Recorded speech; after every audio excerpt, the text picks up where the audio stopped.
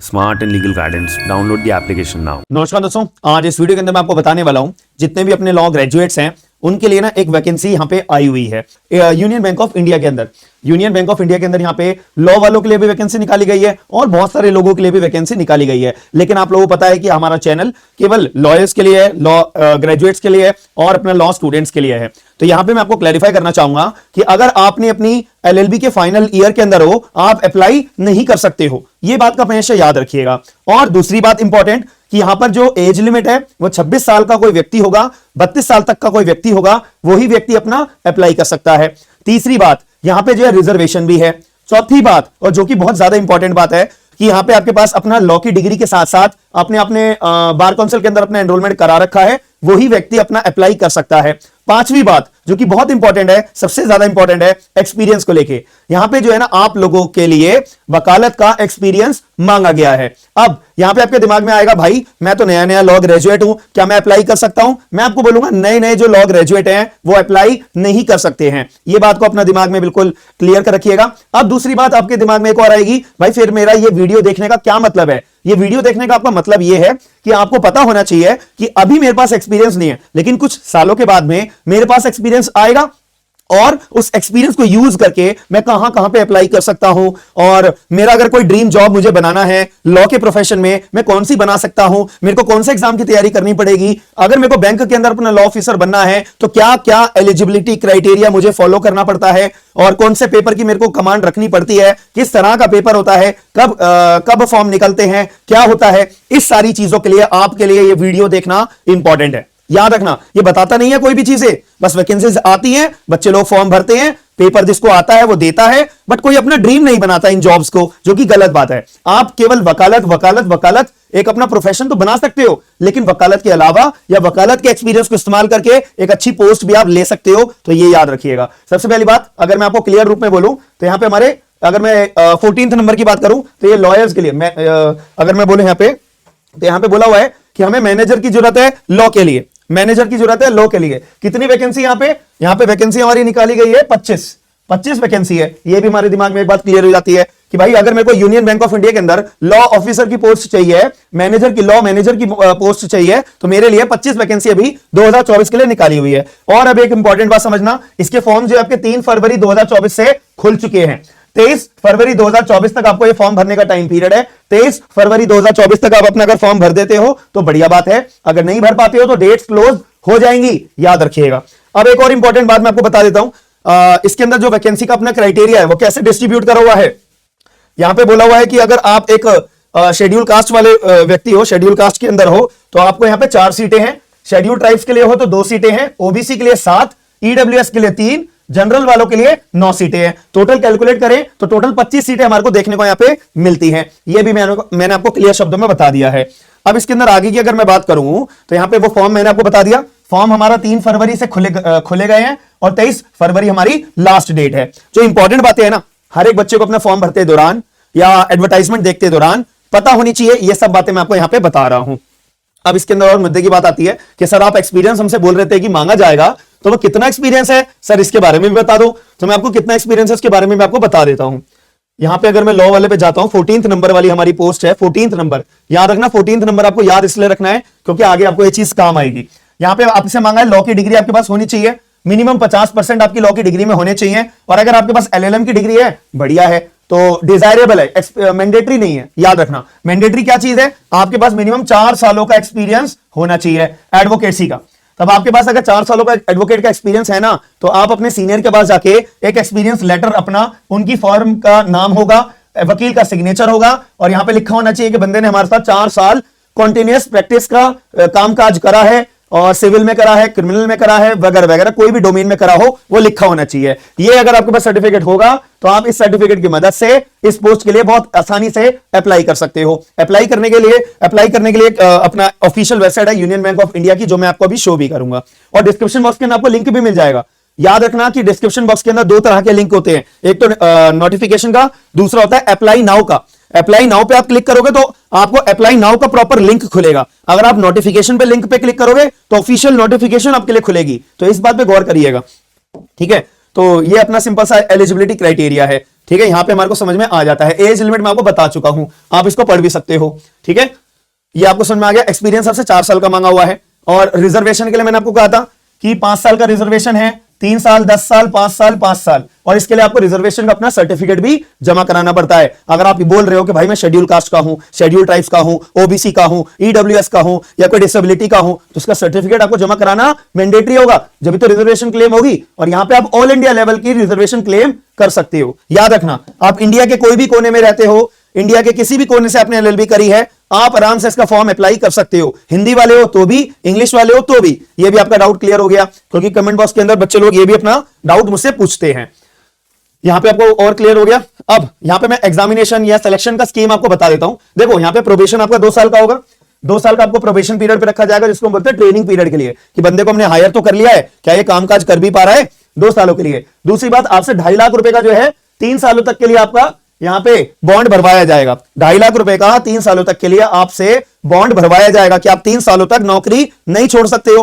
अगर 3 साल से पहले अगर आपने नौकरी छोड़ी तो 2.5 लाख रुपए आपको पे करने पड़ेंगे यूनियन बैंक ऑफ इंडिया को। यह भी क्लियर हो जाती है बात। अब यहां पे एग्जामिनेशन के लिए आप बहुत गौर से समझना, बहुत गौर से समझना, याद रखना। हमारी जो वैकेंसी नंबर थी वो कौन सी थी? 14th number. मैंने कहा था 14th नंबर को याद करना। तो यहां पे क्या लिखा हुआ है, जितने भी वैकेंसी हमारी, तो 14th नंबर वाली, ये लिखा हुआ है 14th नंबर।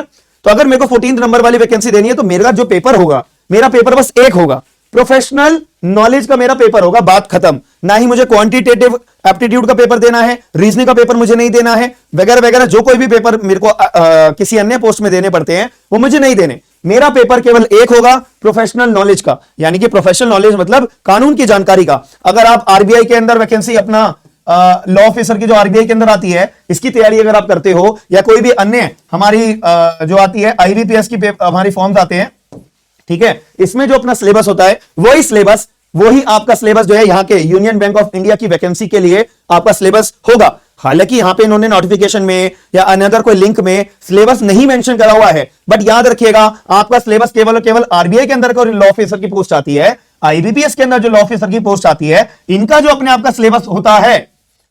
ठीक है, मैंने बहुत सारी वीडियोस के अंदर सिलेबस बहुत अच्छे से इन पोस्ट का डिस्कस करा हुआ है। तो आप गूगल पे बैठ के आराम से सर्च करिएगा कि भाई आरबीआई का या आईबीपीएस का मुझे सिलेबस दे दो लॉ ऑफिसर की वैकेंसी के लिए। तो जो ये सिलेबस होगा वही सिलेबस हमारे को यूनियन बैंक ऑफ इंडिया की वैकेंसी के लिए पूछा जाएगा। याद रखिएगा, इन्होंने सिलेबस मेंशन हमारे ऑफिशियली नहीं करा हुआ है, कोई भी पर्टिकुलर स्पेसिफाइड पोस्ट के लिए नहीं करा हुआ है, याद रखना मेरी बात। पर इसमें फायदा यह है, आपसे रीजनिंग, क्वांट ये सब नहीं पूछा जाएगा। ये पूछा कौन सी पोस्ट के लिए जाएगा, देखो साफ यहां पे मैं बता रहा हूं। अगर कोई पोस्ट 17वीं वाली, 18वीं वाली, 19वीं वाली, 20 वाली, 21 वाली अगर कोई पोस्ट है, उनके लिए यह पेपर होगा। लेकिन हम तो 14th नंबर वाली पोस्ट है, तो हमारे लिए रीजनिंग है नहीं, क्वांट है नहीं, इंग्लिश है नहीं, तो हमारे लिए कौन सा सिलेबस है? हमारे लिए केवल प्रोफेशनल नॉलेज का एक पेपर होगा। 100 क्वेश्चन होंगे, 200 नंबर का होगा। यहां पे मैं आपको बता रहा हूं 100 क्वेश्चन होंगे, मल्टीपल चॉइस क्वेश्चन होगा, एक पेपर होगा बस। उसके बाद आपका ग्रुप डिस्कशन का राउंड होगा, उसके बाद आपका पर्सनल इंटरव्यू का राउंड होगा, बस एक आपका पेपर हो गया। ऑनलाइन टेस्ट हो गया आपका, ये आपने क्वालिफाई करा, फिर आपको ग्रुप डिस्कशन क्वालिफाई करना है, फिर आपको पर्सनल इंटरव्यू क्वालिफाई करना है, काम खत्म। फिर इसका आपका डॉक्यूमेंटेशन वेरिफिकेशन होगा कि भाई आपसे 4 साल का एक्सपीरियंस मांगा था, दिखाओ हमें। तो वो जो मैंने आपको कहा था कि सर्टिफिकेट अपना बनवा के पहले तैयार करके रख लेना 4 सालों का, इसीलिए कहा था मैंने आप लोगों से। ठीक है, चलिए यहां पे हमारे को सारे, और आपने अगर कोई भी गलती करोगे ना ऑनलाइन टेस्ट के अंदर, तो आपके 25% यहां पे मार्क्स काट लिए जाएंगे, याद रखना। अगर ब्लैंक छोड़ देते हो तब कोई दिक्कत नहीं है। और इसके अंदर एक और इंपॉर्टेंट बात आएगी कि यहां पे जब मैं अपना पेपर देने के लिए जो बात हो रही है, यहां पे ना आपको क्लैरिफाई कर रहा हूं, यहां पे लिखा हुआ भी है, आपको मैं शो भी कर देता हूं, एक सेकंड रुकिएगा। ये देखो फाइनल सिलेक्शन मेरा कैसे कैसे हो सकता है। इन्होंने बोला है कि अगर हमारे पास वैकेंसी ज्यादा आएंगी, हम तभी जो है पेपर कंडक्ट करवाएंगे, वरना पेपर कंडक्ट हम नहीं कराएंगे, क्योंकि हम पहले ही आप लोगों से 4 साल का एक्सपीरियंस मांग रहे हैं। हम पहले ही आप लोगों से 4 साल का एक्सपीरियंस मांग रहे हैं। तो ऐसे केस के अंदर हम आपसे एग्जाम कंडक्ट करवाएंगे, वो प्रोबेबिलिटी है कि करवा हम सकते हैं, लेकिन करवाएंगे जरूरी नहीं है। इन्होंने बोला है कि अगर ऑनलाइन एग्जामिनेशन हुआ तो आपका पर्सनल इंटरव्यू होगा, काम खत्म। अगर ऑनलाइन एग्जामिनेशन नहीं कंडक्ट हुआ तो हम आपका केवल पर्सनल इंटरव्यू कंडक्ट कराएंगे, काम खत्म। उसके बेसिस पे मेरिट लिस्ट बनेगी। अगर हमने ऑनलाइन एग्जामिनेशन नहीं कंडक्ट करा तो हमारा मन करेगा तो हम आपसे ग्रुप डिस्कशन राउंड कंडक्ट करवाएंगे या पर्सनल इंटरव्यू का राउंड कंडक्ट करवाएंगे, उसके बाद मेरिट लिस्ट बनेगी, काम खत्म। तो अभी यहां पे केवल इन्होंने बोला है कि हम एप्लीकेशंस देखेंगे कि 23 फरवरी 2024 तक हमारे पास कितनी वैकेंसी आएंगी, तो उसके बेसिस पे हम देखेंगे कि हम पहली वाली क्राइटेरिया फॉलो करें, दूसरा वाला क्राइटेरिया फॉलो करें या तीसरा वाला क्राइटेरिया फॉलो करें। ये डिपेंड करता है मेरे हिसाब से, इसीलिए इन्होंने अभी तक सिलेबस अपना रिलीज नहीं करा है। तो अगर ये बोलते हैं कि भाई हम एग्जाम कंडक्ट कराएंगे, आपको प्रॉपर टाइम दिया जाता है, महीनों का टाइम दिया जाता है आपको तैयारी करने के लिए, तो आपको पैनिक होने की जरूरत नहीं है। मेनली मैं अगर आपको ओवरव्यू के बेसिस पे कहूं, जितने भी हमारे बैंकिंग लॉज होते हैं, जितने भी हमारे बैंकिंग लॉज होते हैं, आप इन पे कमांड जरूर बना लेना। और अपना सिविल के जितने हमारे कानून होते हैं, सिविल वाले हमारे जितने कानून होते हैं, इस पे अपना बेस बना लेना। जितने हमारे कॉन्ट्रैक्ट के कानून होते हैं, इस पे अपनी कमांड बना लेना। जितने हमारे लोन रिकवरी के कंप्लाइंस करने के लिए हमसे जो इंडिया के अंदर लॉज हैं, रूल्स हैं, इस पे कमांड बना लेना।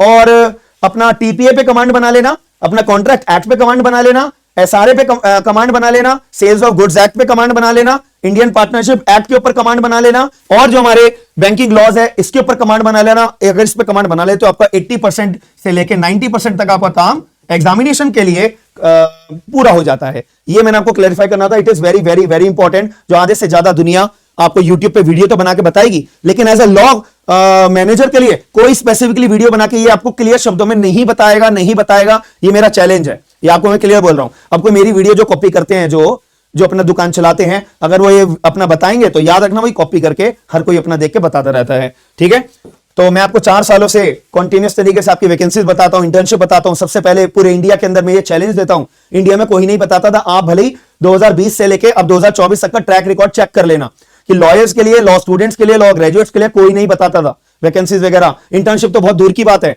तो ये इंडिया के अंदर ये मैं आप लोगों के लिए लेकर आया था। उसके बाद से सब लोगों ने अपने चैनल वगैरह दुकान अपनी शुरू करी थी। याद रखना मेरी बात को, क्योंकि मैंने बहुत एक फेज देखा है लाइफ का। तो मैं जानता था कि लॉ स्टूडेंट्स को कोई ना तो टीचर बताता है, ना कोई प्रोफेसर बताता है अपने कॉलेज का जानकारी देने के लिए कि भैया यहाँ पे इंटर्नशिप आई है, अप्लाई कर लो, कैरियर के अंदर आपके काम आएगा। कहीं फ्रेशर के बेसिस पे आप जाओगे ना अप्लाई करने के लिए, वहां पे रिज्यूम में तुमने लिख दिया कि मैंने इस गवर्नमेंट मिनिस्ट्री के साथ में, इस गवर्नमेंट डिपार्टमेंट के अंदर यहाँ पे हमने इंटर्नशिप कर रखी है, भाई बहुत अच्छी एज बनती है। आपको सबसे पहले प्रेफरेंस दी जाती है फ्रेशर के बेसिस पे कि हाँ आओ हमारे पास हायर हो जाओ। याद रखना मेरी बात। इसीलिए 4 सालों से मैं ये चीज आपके लिए कर रहा हूं, आगे 50 सालों तक करूंगा। याद रखना मेरी बात।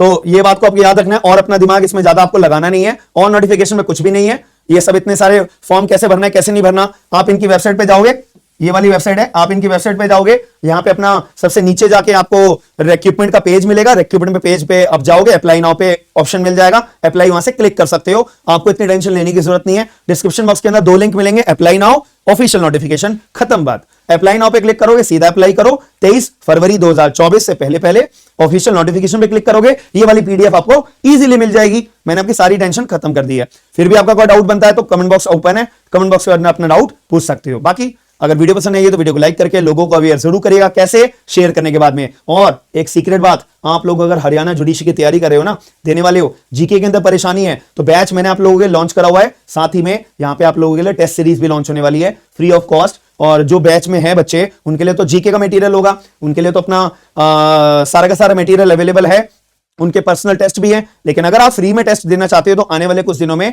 सभी लोगों के लिए हरियाणा के लिए टेस्ट सीरीज लॉन्च होने वाली है। इसका फायदा जरूर उठाइएगा। बाकी मिलते हैं नेक्स्ट वीडियो के अंदर। अगर वीडियो पसंद आई है तो आप शेयर जरूर करिएगा। मिलते हैं नेक्स्ट वीडियो में। Signing off, bye, take care all of you.